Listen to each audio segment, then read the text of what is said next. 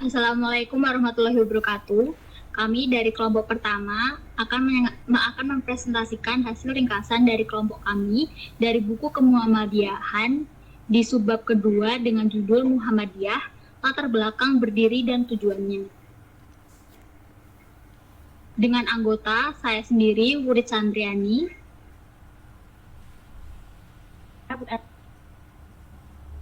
Saya Safani Srina Salsabila. Saya Sesia Yuliani. Saya Lala Dwi Alfia. Saya Livia Irawati. Saya Diva Amelia. Saya Rista Caizarulan Kania. Saya Kirana Ayu Diva. Dan salah satu anggota lain, Fitria Anggraini. Yang pertama, subbab A akan dijelaskan oleh Sesi dan Lala. A. Intelektualitas. Faktor berdirinya Muhammadiyah. Menurut M. Jidar Tamimi, dari faktor internal sendiri implementasi Islam di Indonesia. Terus untuk eksternal pengaruh-pengaruh asing, dan untuk menurut Saifullah faktor aspirasi pendiri yakni Ahmad Dahlan sendiri. Terus ada faktor realitas sosial agama di Indonesia, faktor realitas sosio pendidikan di Indonesia, terus ada faktor realitas politik Islam Hindia dan Belanda. Aspirasi Ahmad Dahlan dalam mendirikan Muhammadiyah bisa dijabarkan ke dalam dua fase, yaitu yang pertama setelah menunaikan ibadah haji yang pertama pada tahun 1889, dan di fase kedua setelah menunaikan ibadah haji yang kedua tahun 1903. Ibadah haji pertama kali dilakukan Ahmad Dahlan saat berusia 20 tahun. Nah, di sana Ahmad Dahlan menemukan banyak hal tentang studi Islam yang jarang ditemui di Indonesia. Hasil konkret dari hasil haji pertamanya, pembenahan arah kiblat di tahun 1897. Masalah pemberian garis saf untuk sholat pada tahun 1897 dan renovasi pembangunan musola Ahmad Dahlan.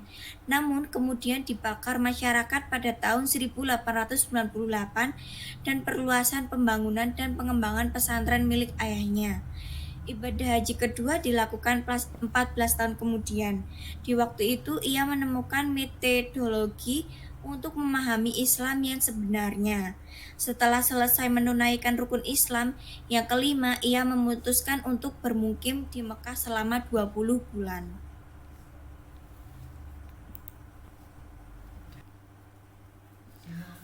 Ahmad Dahlan memperdalam studi Islam tradisional kepada ulama termasyhur, baik kepada ulama kelahiran Indonesia maupun ulama setempat yang telah menjadi syaikh di sana.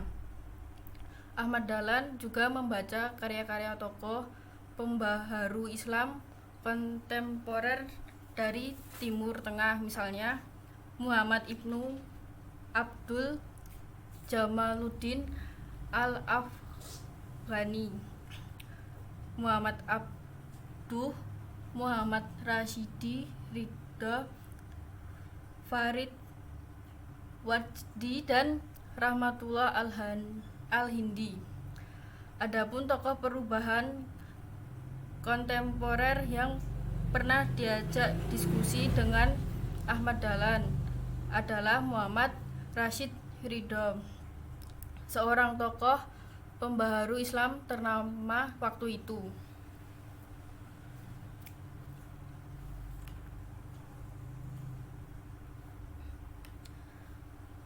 Untuk mewujudkan obsesinya tentang masa depan Islam Indonesia, Ahmad Dahlan berpendapat perlunya rekonstruksi menyeluruh atas masyarakat Muslim Indonesia. Maksud rekonstruksi di atas, Ahmad Dahlan mengajukan metodologi pemahaman yang rasional fungsional. Maksudnya model pemahaman memahami Islam yang langsung merujuk kepada sumber ajaran Islam, Al-Quran dan Sunnah. Risalah Islam memberikan pedoman kepada manusia tentang cara beribadah kepada Allah sepanjang hayat di dunia ini. Itu sebabnya tujuan Muhammadiyah didirikan adalah mewujudkan dan menggembirakan kehidupan sepanjang kemauan ajaran Islam kepada anggota-anggotanya. Hakikat risalah yang dipahami Ahmad Dahlan tersebut menuntut pengalaman konkret, untuk itu diperlukan organisasi atau institusi sebagai alat perjuangan yang mampu mengorganisasi secara efisien. Yang oleh Ahmad Dahlan, institusi ini diberikan nama Muhammadiyah. Jadi Muhammadiyah merupakan alat semata yang dirasa sangat efektif untuk menerjemahkan dan membumikan ajaran Islam pada masyarakat.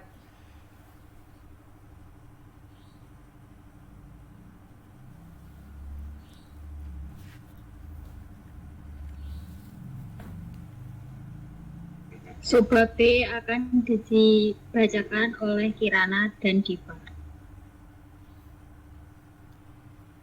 Keberadaan umat Islam. Dalam pandangan Ahmad Dahlan, Islam sebagai agama maupun Islam sebagai tradisi pemikiran yang terjadi di Indonesia boleh dikatakan macet total. Banyak praktek agama yang tidak lagi didasarkan kepada sumber utama Islam, yakni Al-Quran dan Al-Sunnah. Sebelum kehadiran Islam, penduduk Nusantara mempunyai 3 kepercayaan, yaitu dinamisme, animisme, dan totemisme.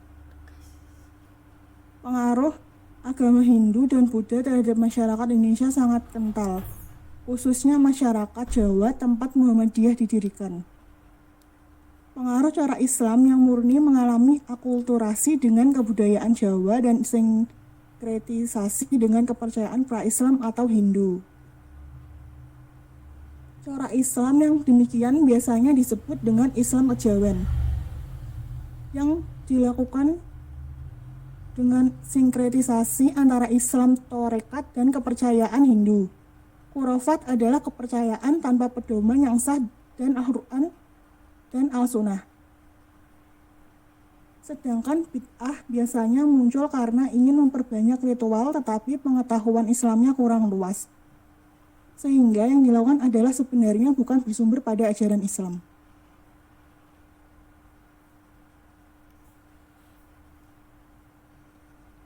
Bentuk khurafat misalnya, mohon kepada yang bau rekso, sementara contoh bentuk bid'ah adalah selamatan dengan kenduri dan tahlil yang menggunakan lafal Islam.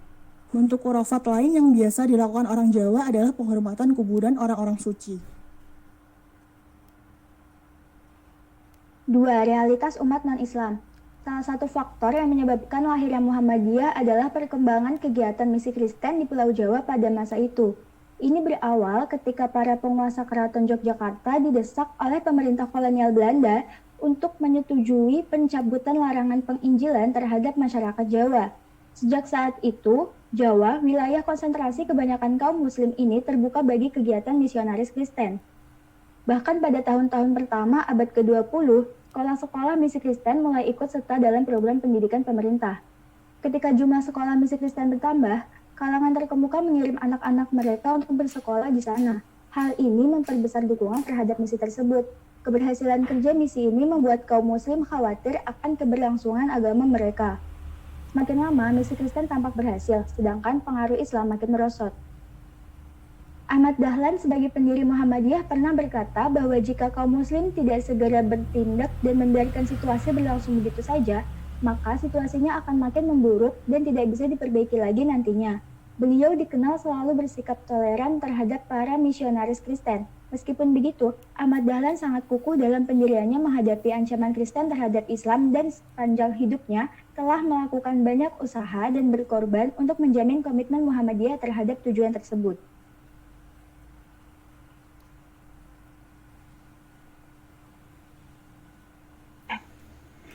C. Realitas sosio-pendidikan. Ada dua sistem pendidikan yang berkembang di Indonesia, yaitu pendidikan pesantren dan pendidikan barat. Pendidikan pesantren mengajarkan studi keislaman tradisional, misalnya ilmu kalam, ilmu fikih, tasawuf, bahasa Arab. Berikut variasinya: ilmu hadis, ilmu tafsir, dan lain-lain. Studi ini banyak diminati orang-orang yang dikategorikan BITS sebagai santri. Proses belajar mengajar di lembaga pendidikan ini juga masih tradisional. Sementara ilmu modern tidak diajarkan karena ilmu itu termasuk ilmu barat yang haram hukumnya bagi orang Islam untuk mempelajari. Ilmu-ilmu selain studi Islam klasik tersebut dianggap bukan ilmu Islam, oleh karena itu hukumnya tidak wajib untuk dipelajari atau ghair al-syari'iyah. Padahal kalau diteliti, ilmu-ilmu yang berkembang di barat itu merupakan pengembangan lebih lanjut dari ilmu yang sudah dikembangkan oleh Islam pada saat zaman keemasan Islam. Yang kedua yaitu pendidikan barat. Hanya mengajarkan ilmu-ilmu yang diajarkan di dunia barat dan modern. Pendidikan yang diselenggarakan oleh pemerintah kolonial ini tidak mengajarkan ilmu-ilmu yang diajarkan di pesantren. Kebanyakan siswa yang bisa masuk dalam pendidikan yang disebut terakhir ini adalah orang-orang yang dalam kategori GIRS disebut dengan abangan. Siswa-siswa yang belajar di pendidikan barat ini adalah siswa yang berlatar belakang abangan yang diharapkan alumninya nanti menjadi pegawai pemerintah yang tidak melakukan perlawanan. Pemerintah kolonial Belanda mendirikan pendidikan sekolah umum pertama kali di Batavia pada tahun 1617, namun dikhususkan bagi anak-anak Belanda. Sedangkan sekolah bagi anak-anak orang Jawa baru didirikan pada tahun 1849. Sejak tahun 1889, pemerintah kolonial Belanda mengubah kebijakan tentang pendidikan, khususnya setelah terjadinya pergantian penasihat urusan Islam dan pribumi di Indonesia dan K.F. Hall ke si Snoek-Boergrond. Kebijakan Snoek dalam persoalan pendidikan dapat dipilah menjadi dua, yaitu politik asosiasi dan politik etis. Melalui Muhammadiyah, Ahmad Dahlan ingin mendirikan lembaga pendidikan yang mengajarkan memadukan dua karakter dari dua model lembaga pendidikan yang berkembang waktu itu, semangat Islam dan semangat modern.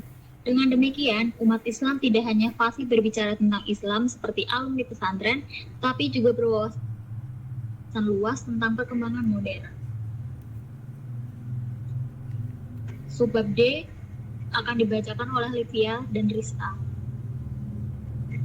Di realitas politik Hindia Belanda. Salah satu faktor penting dari latar historis kelahiran Muhammadiyah adalah realitas politik Islam Hindia Belanda. Dalam tataran teoritis, politik Hindia Belanda ingin menerapkan kebijakan netral terhadap agama. Namun kenyataannya, netralitas itu hanyalah omong kosong. Kebijakan netralitas hanya sebagai strategi untuk mengelabui umat Islam agar bisa menerima kehadiran Belanda sebagai penjajah. Mereka memiliki tujuan dalam membuat kebijakan tersebut untuk mencegah perlawanan dari umat Islam. Belanda menerapkan kebijakan politik yang dapat menurunkan semangat perlawanan yang bersumber dari ajaran Islam. Politik Islam Hindia Belanda dibagi menjadi dua, yaitu periode pertama sebelum kedatangan Snoek-Boergrondje dan periode kedua setelah kedatangan Snoek-Boergrondje menjadi penasihat Belanda untuk urusan pribumi di Indonesia.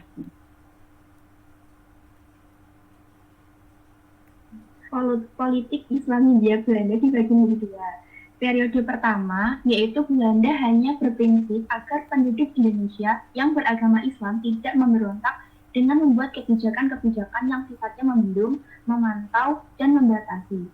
Kegiatan Islam yang dibatasi Belanda adalah ibadah haji, karena ibadah haji ini dianggap sebagai sumber pusat perlawanan.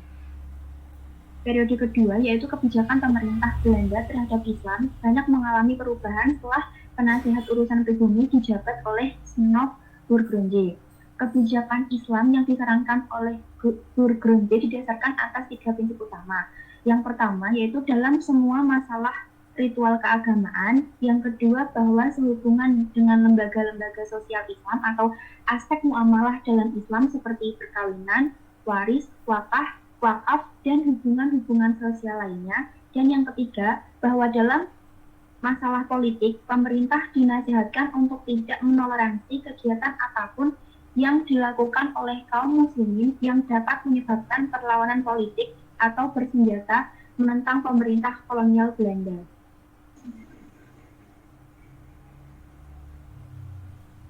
Subbab E akan dibacakan oleh Safa dan Puput Elita. Sebagai tahap awal, Ahmad Dahlan melakukan kontak dengan Budi Utomo untuk belajar. Selanjutnya, pada tahun 1911, Ahmad Dahlan mendirikan sekolah rakyat bernama Madrasah Ibtidaiyah Diniyah Islamiyah yang menggabungkan dua sistem pendidikan, yaitu sistem pesantren dan sistem pendidikan barat. Karena membutuhkan sumber daya manusia, Ahmad Dahlan melakukan 5 langkah sebagai persiapan untuk mewujudkan organisasi yang di kemudian hari, organisasi ini diberi nama Muhammadiyah. Langkah pertama, Ahmad Dahlan menemui dan berdiskusi dengan Budi Harjo dan R. Dwi Suwojo, guru koekskul di Guberman Jeti. Langkah kedua, Ahmad Dahlan mengadakan pertemuan dengan orang-orang dekat dan memikirkan bakal berdirinya organisasi tersebut. Agenda dalam pertemuan membahas tentang nama, perkumpulan, maksud, dan tujuan.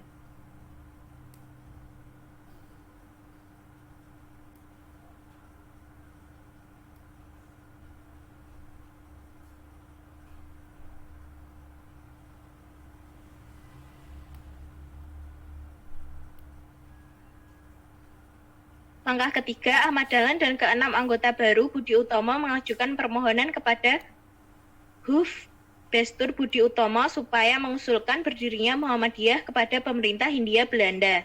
Pada 18 November 1912, permohonan dikabulkan. Langkah keempat, Ahmad Dahlan mengadakan rapat pengurus pertama kali guna mempersiapkan proklamasi berdirinya Muhammadiyah. Langkah kelima, memproklamasikan berdirinya Muhammadiyah yang dihadiri masyarakat umum, Sri Sultan Hamengkubuwono VII, serta pejabat lainnya yang diundang.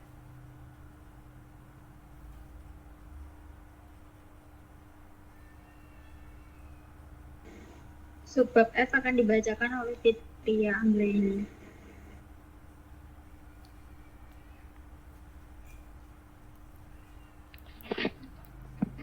Sejak didirikannya oleh Ahmad Dahlan sampai Muktamar Muhammadiyah ke-44 di Jakarta tahun 2000, rumusan maksud dan tujuan Muhammadiyah mengalami 7 kali perubahan redaksional, susunan bahasa, dan istilah yang dipergunakan.